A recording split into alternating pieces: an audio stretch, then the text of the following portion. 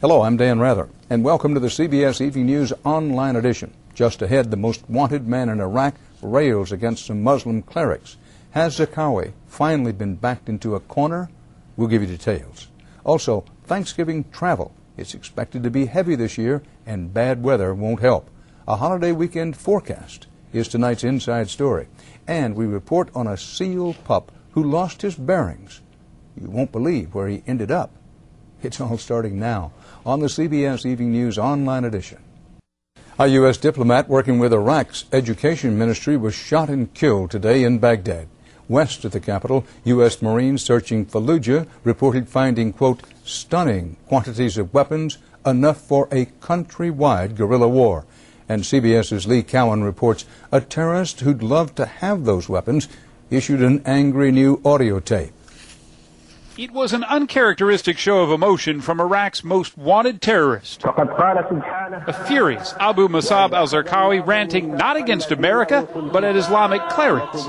"You've let us down," he cried. "Hundreds of thousands of the nation's sons are being slaughtered at the hands of the infidels because of your silence."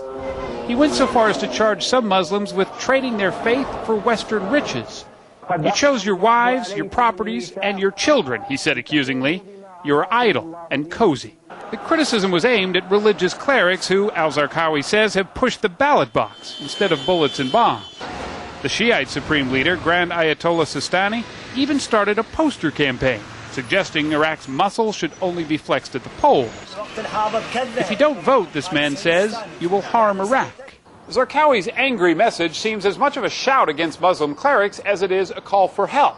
And that's being read in some circles as a hint that the U.S.-led offensive in Fallujah may have dealt a more serious, deeper blow to his terror network than he's willing to admit. Backed into a corner, some fear the more desperate insurgents get, the more dangerous they will be. Another roadside bomb hit a U.S. military convoy today, and more bodies were discovered in Mosul, bringing the total to 20 there in the last week, most thought to be members of Iraq's security force. But the squeeze continues. There were additional raids south of Baghdad. Commanders say U.S., British, and Iraqi troops are taking a more targeted approach than they did in Fallujah and have rounded up crime families who've been supplying the Zarqawi network with arms. Another way to cut the insurgents off, even as they're on the run. Lee Cowan, CBS News, Baghdad.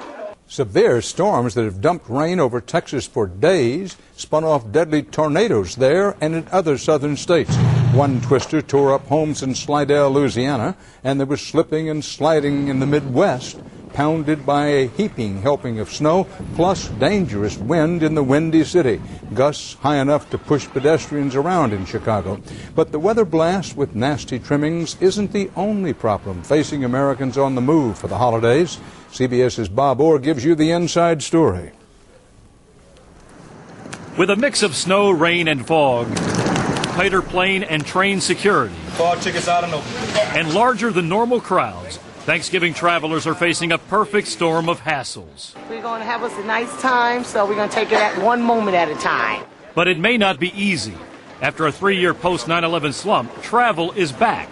37 million Americans will spend part of their holiday on the highways, and 16 million more will trudge through airports. Overall, the expectation is that 2004 will surpass the year 2000 in terms of sheer volume, numbers of travelers. Predictions of airport gridlock failed to materialize today. Passengers face some long lines, but only moderate delays from Los Angeles to Dallas, Atlanta, and Washington. Smoother than I ever imagined. But some passengers are protesting invasive physical searches. Since suicide bombers took down 2 Russian jets, U.S. security screeners have been ordered to look for hidden explosives. And it was very humiliating. I almost started to cry there. But security officials make no apologies. Until we can get the technology, and we're working hard to deploy explosive detection technology to the passenger screening checkpoints, we're using good old-fashioned pat-downs. Rail riders will escape pat-downs, but in light of the Madrid train bombings in March, Amtrak now does require passenger IDs. Bring with you a little patience and have a great trip. As for the highways, traffic is expected to build through the night, though motorists are smiling on the Pennsylvania Turnpike. I think it's cool because it's the biggest travel day of the year, where a toll-taker's strike makes this a toll-free day. Bob Orr, CBS News, Washington.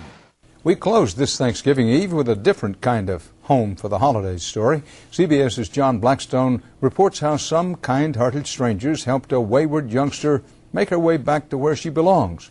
Not the city by the bay, but the bay by the city. The crowd that gathered to watch the police pursuit knew the stranger didn't belong in this neighborhood. It's unusual. I can't figure out for the life of me how he managed to get this far. Somehow, the determined creature with the big eyes had made its way up a concrete storm drain beneath the streets of Oakland, California. Oh, I just love this little animal here. The little animal is a 181-pound elephant seal pup, about a year old. You tired, huh? And some 2 miles from San Francisco Bay, where its unusual journey must have started. Firemen tried to turn the pup back downstream. Come on, baby. Keep it going. But this was a youngster bound to go in the wrong direction.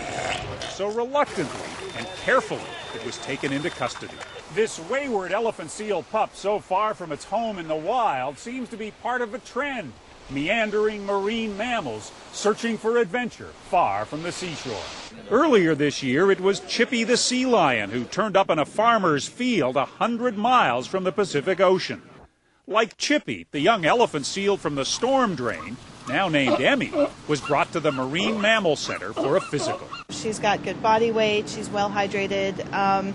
She's very alert for an elephant seal. Doesn't look alert. She's sleeping. This is about as alert as elephant seals get. And now she's being taken back to the ocean and advised to stay there. John Blackstone, CBS News, San Francisco. More stories are just a click away. But be sure to join me on television for the on-air edition of the CBS Evening News. On Thursday's broadcast, to be an Army Ranger. That's all a very special 9-year-old ever wanted. He's going to get his wish, and you're invited to share in his adventure. For CBSNews.com, I'm Dan Rather.